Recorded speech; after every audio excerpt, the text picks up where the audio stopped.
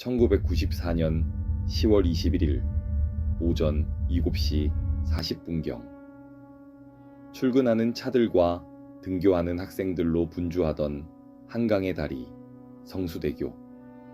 그 한가운데서 다리의 상판 한 구간이 갑자기 한강으로 내려앉았습니다. 중공된 지 15년. 그날 아침까지 멀쩡히 차들을 건너게 하던 다리였습니다. 그 한순간에 출근하던 시민과 등교하던 학생을 포함해 32명이 돌아오지 못한 것으로 기록됩니다. 멀쩡해 보이던 다리가 어떻게 한순간에 무너졌을까요? 사건 파일. 이번에는 그날 아침 한강 다리를 건너던 시민들의 자리를 되짚어 봅니다. 그날 아침 다리 위는 어떤 모습이었나요? 여느 출근길과 다르지 않은 아침이었습니다. 도심으로 향하는 차들이 줄을 이었고 그 사이로 학교에 가는 학생들을 태운 버스도 다리를 건너고 있었습니다. 강은 잔잔했고 다리는 늘 그 자리에 있었습니다. 그 누구도 발밑에 다리를 의심하지 않았습니다. 그러다 오전 7시 40분경 다리 한가운데에서 상판의 한 구간이 한강으로 내려앉았습니다. 끊어진 길이는 약 50m. 그 위를 지나던 시내버스와 승용차 여러 대가 함께 강으로 떨어진 것으로 전해집니다. 어떻게 다리가 그렇게 끊어질 수 있나요? 그 답은 잠시 뒤에 살펴보겠습니다. 분명한 것은 그 짧은 순간에 너무 많은 것이 사라졌다는 사실입니다. 출근하던 시민과 등굣길의 학생들을 포함해 32명이 목숨을 잃고 17명이 다친 것으로 기록됩니다. 기록마다 조금씩 차이가 있지만 그 한가운데에는 한 시내버스에 타고 있던 시민들이 있었던 것으로 전해집니다. 그들은 특별한 사람들이 아니었습니다. 그저 그날 아침, 그 시간에 그 다리를 건너야 했던 평범한 사람들이었습니다. 누구나 건너던 다리 위에서 일어난 일이었기에 그 충격은 한 사람의 비극을 넘어 사회 전체의 질문이 됐습니다. 그렇다면 멀쩡해 보이던 다리는 왜 무너졌을까요? 성수대교는 1979년에 놓였습니다. 강 위를 가로지르는 다리의 상판은 트러스라고 부르는 삼각형 강철 구조물이 아래에서 떠받치고 있었습니다. 그리고 그 구조물의 조각들은 이음새마다 용접으로 단단히 이어져 있어야 했습니다. 그런데 바로 그 이음새의 용접이 기준에 못 미쳤던 것으로 조사됐습니다.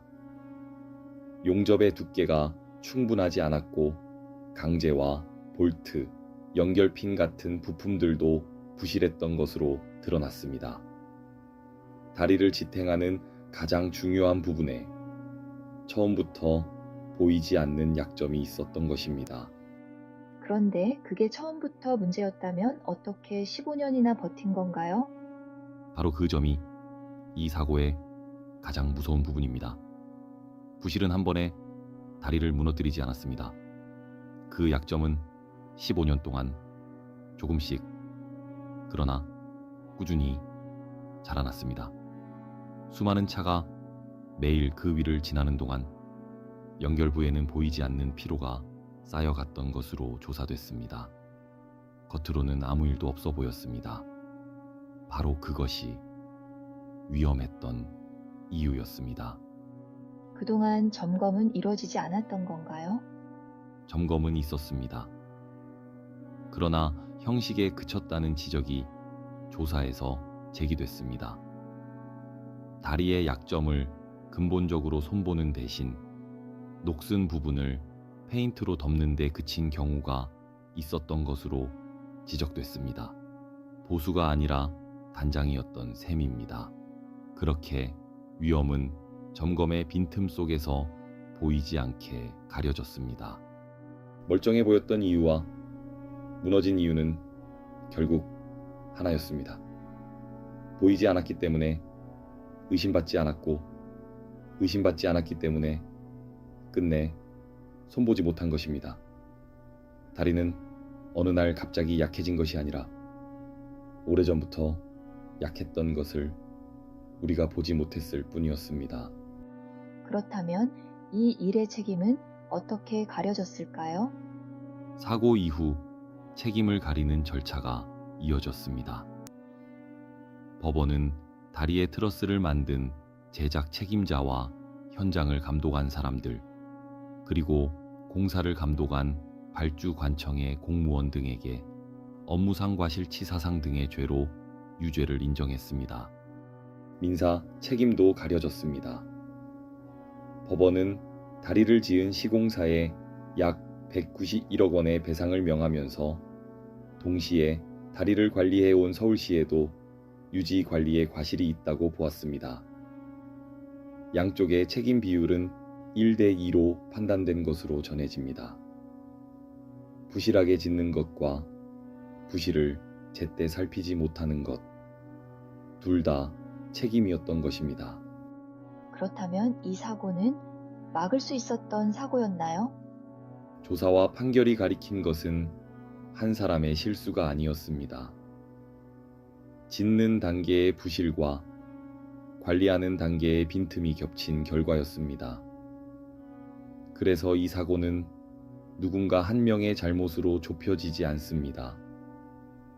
오히려 우리 사회 전체에 퍼져 있던 괜찮겠지라는 안일함, 흔히 안전불감증이라 부르는 그 태도가 다리 하나에서 드러난 것이었습니다. 무너진 다리는 다시 세워졌습니다. 1995년 복구 공사가 시작됐고 사고로부터 약 2년 8개월 뒤인 1997년에 다리는 다시 열렸습니다.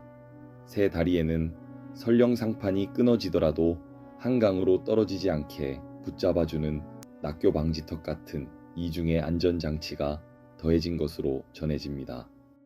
그렇다면 그날 이후 무엇이 바뀌었을까요? 이 비극은 우리에게 무엇을 남겼나요?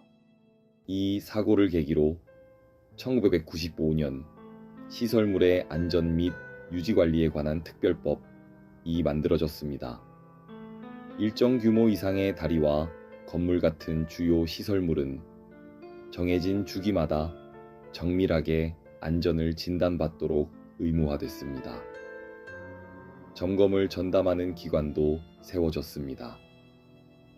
다리의 안전을 더 이상 누군가의 양심에만 맡겨두지 않겠다는 약속이었습니다. 성수대교가 가르쳐준 것은 분명합니다. 안전은 거창한 구호가 아니라 보이지 않는 곳을 끝까지 들여다보는 점검에서 시작된다는 것. 멀쩡해 보인다는 말이 안전하다는 뜻은 아니라는 것. 우리가 매일 무심히 건너는 다리와 길은 누군가가 보이지 않는 곳을 살피고 있기에 지탱되고 있다는 사실입니다. 그리고 그날 다리를 건너던 분들에게는요? 그날 아침 그 다리를 건넌 건 우리와 다르지 않은 사람들이었습니다. 출근길의 시민과 등굣길의 학생들, 그저 평범한 하루를 시작하려던 분들이었습니다. 이 기록은 그분들을 구경거리로 삼기 위한 것이 아닙니다. 다만 그날의 자리를 있는 그대로 기억하고 다시는 그런 아침이 오지 않도록 우리가 무엇을 보지 못했는지를 잊지 않기 위한 것입니다. 이 영상의 모든 사실은 아래 설명란의 출처에 근거합니다. 기록마다 다른 시각과 수치는 다르다고 그대로 말씀드렸습니다. 사건 파일은 사건을 구경거리로 만들지 않습니다. 미화하지 않고 단정하지 않고 확인된 사실 위에서만 기록합니다. 다음 기록에서 다시 찾아뵙겠습니다. 구독은 그 기록을 함께 지켜봐 주시는 가장 큰 힘입니다.